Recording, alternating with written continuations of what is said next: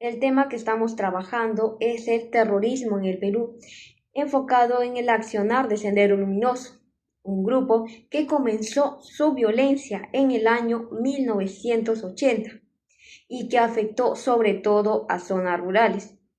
Según la Comisión de la Verdad y Reconciliación, Sendero aprovechó la desigualdad y la falta de presencia del Estado para expandirse, dejando miles de víctimas, especialmente entre campesinos e indígenas, lo que transformó profundamente la vida de muchas comunidades.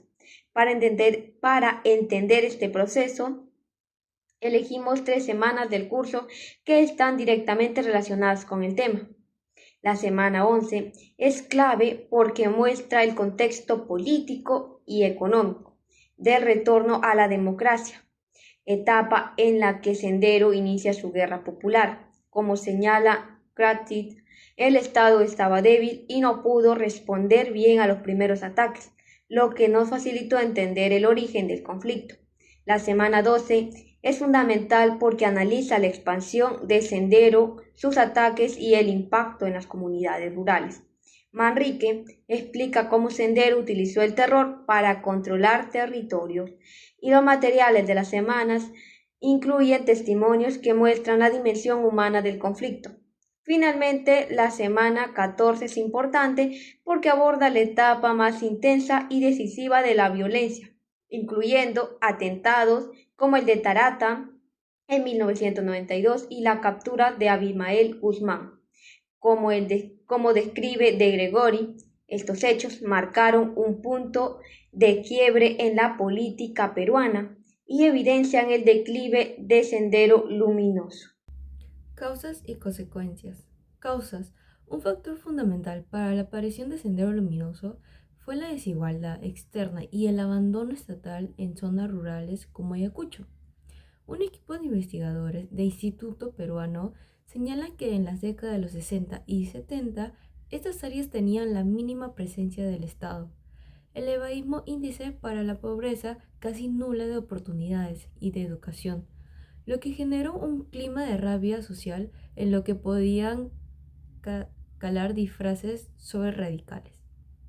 Otro estudio dice que la crisis económica y la falta de trabajo para los jóvenes hizo que un puñuelo de estudiantes y campesinos tomaran a Sendero Luminoso con hoja vía escape, sobre todo porque tenía la banda que se presentaba como una revolución campesina que venía a traer justicia social. Como fuente directa, los artículos periodísticos publicados y operando en el año del conflicto reflejan que muchas comunidades no eran ayudadas por el Estado y vivían en situaciones de asentamientos.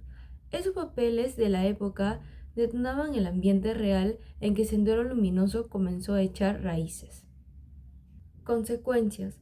Una de las consecuencias más evidentes de la violencia terrorista de Sendero Luminoso fue el sufrimiento causado hacia la población, a tal efecto que la Comisión de la Verdad y la Reconciliación señaló que Sendero Luminoso fue responsable de la mayor cantidad de víctimas distribuida a lo largo de todo el Perú, con una claridad mayoría de personas que provenía de comunidades quechohablantes y rurales.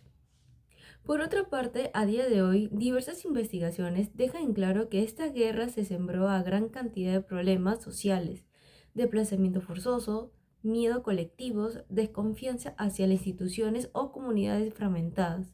Tanto es así que muchas familias que perdieron algún miembro no lograron volver a tejer completamente sus vidas tras el encuentro. En este sentido, las imágenes tomadas por los fotógrafos en los 80 y que nos permiten observar casas destrozadas, entierros masivos en lugares como Ayacucho, no son ni un lugar a duda algunas de las fuentes primarias más mostradas con consecuencias. Estos trabajos realizados en pleno acto terrorista podemos ver hasta qué punto deja su huella de destrucción y fue muchos largos kilómetros. Buenas tardes, Rosario. Primero quiero agradecerte por tomarte el tiempo para hablar y contarnos tu experiencia sobre la época del terrorismo. Esta experiencia es muy importante para las futuras generaciones, para que así puedan tener conocimiento de lo que pasó. ¿Te gustaría comenzar respondiéndome qué edad tenías durante la época de 1980 y principios de 1990 y qué hacías?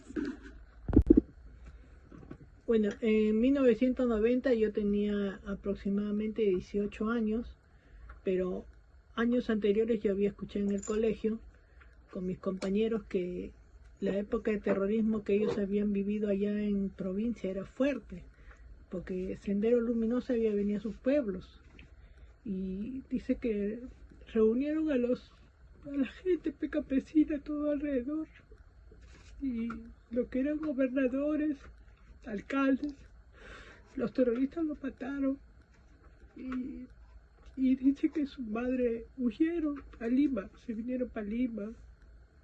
Era horrible escuchar esa época así de mis compañeros que ya viendo ellos ya experimentaban todo lo que decían así y era feo escuchar eso en esa época. Y se escuchaba que iban pues a los caseríos, se llevaban a los niños, ¿no? Y se llevaban las provisiones de todo eso. Entonces todo eso no, o sea, a mí, o sea, nos afectaba todo eso. Habíamos escuchado la matanza que habían tenido los periodistas también allá en Uchirajay. Todo eso, o sea, lo oíamos en Lima, pero era diferente oírlo de una persona que había vivido allá. Era diferente a escuchar en una noticia en la radio. Entonces todo eso, lo que los limeños no lo vivíamos acá, sino lo que era en provincia, era horrible escuchar así de mis compañeros. Y después ya llegó el terrorismo acá a Lima. Prácticamente empezaron los coches bombas. Primeramente yo también viví acá en la parte de San Juan del Urigancho. Empezamos a hacer zona roja. En las torres de alta tensión tuve la experiencia que habían puesto dinamita. Eso no llegó a explotar mucho porque tan solo una parte y lo hizo caer las torres. Y nosotros verdaderamente pensamos que cuando caían las torres que íbamos a morir, pues, porque empezaban a pasar helicópteros alrededor de las casas. Y así vivíamos así constantemente. Y empezaron a matar a los dirigentes también de acá en Lima, tanto de construcción civil, de comedores, de vasos de leche. Escuchabas así, ahí escuchamos de María Moyanos que lo mataron, del señor Pedro Wilca de construcción civil.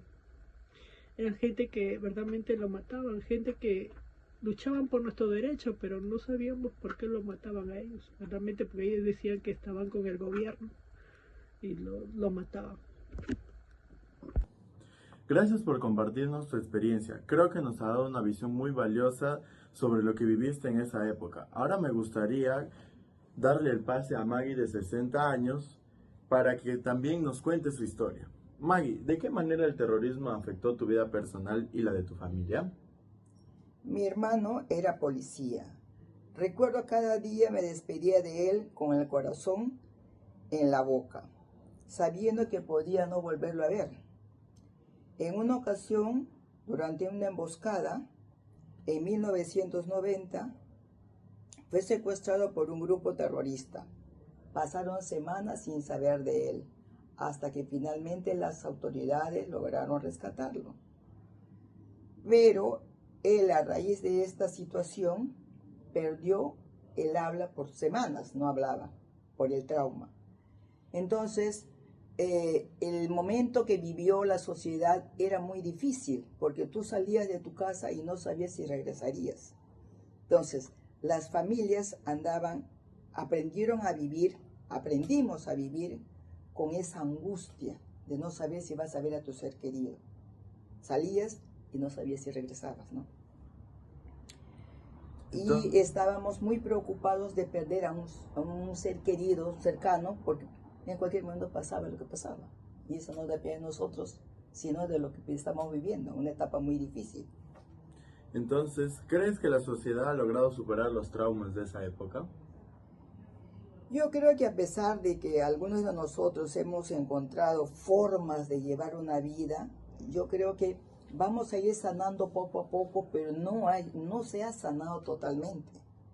Yo creo que para sanar esta situación, el mismo Ministerio de Educación debería considerar en los textos esta parte de la historia, porque lo que no conocemos, ¿cómo podemos no repetir en la historia? Entonces nosotros deberíamos tener en el Ministerio de Educación los textos que hablen de esa etapa de nuestra historia, para no volverlo a repetir. ¿Algún mensaje de reflexión? Yo considero que estos temas se deben tocar en todos los ambientes, no solo en el colegio, en las universidades, en los grupos de jóvenes, porque son temas tan importantes en nuestro país que por eso estamos ahora en un congreso que hay terroristas. Hay ministros que han sido terroristas y mientras no cambiemos esa visión, vamos a seguir repitiendo nuestra historia. Es lo que yo más o menos creo que debería pasar, ¿no?, en nuestra sociedad.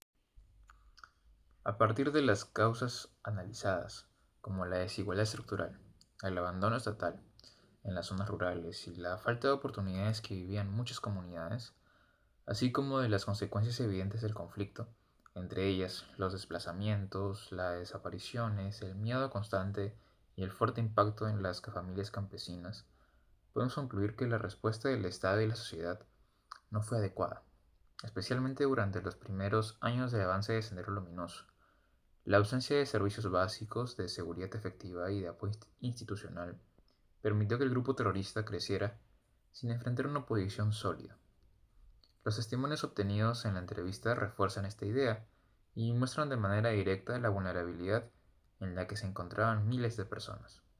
El miedo diario ante explosiones, la desaparición de jóvenes reclutados a la fuerza y el secuestro a miembros de familias enteras evidencian que las comunidades quedaron prácticamente solas frente a la violencia. El caso del hermano secuestrado, así como el trauma que dejó en su familia, refleja el profundo daño emocional y social que no fue atendido oportunamente y que dejó cicatrices que aún persisten. Una alternativa más adecuada habría sido que el Estado implementara desde el inicio una presencia real en las zonas rurales, con educación, salud, infraestructura y seguridad respetuosa de los derechos humanos. Además, se habría necesitado apoyo psicológico comunitario y programas de protección para niños y jóvenes, quienes fueron los más expuestos al reclutamiento. Ese tipo de medidas habría reducido la vulnerabilidad de las comunidades y habría limitado las condiciones que permitieron el avance de Sendero Luminoso.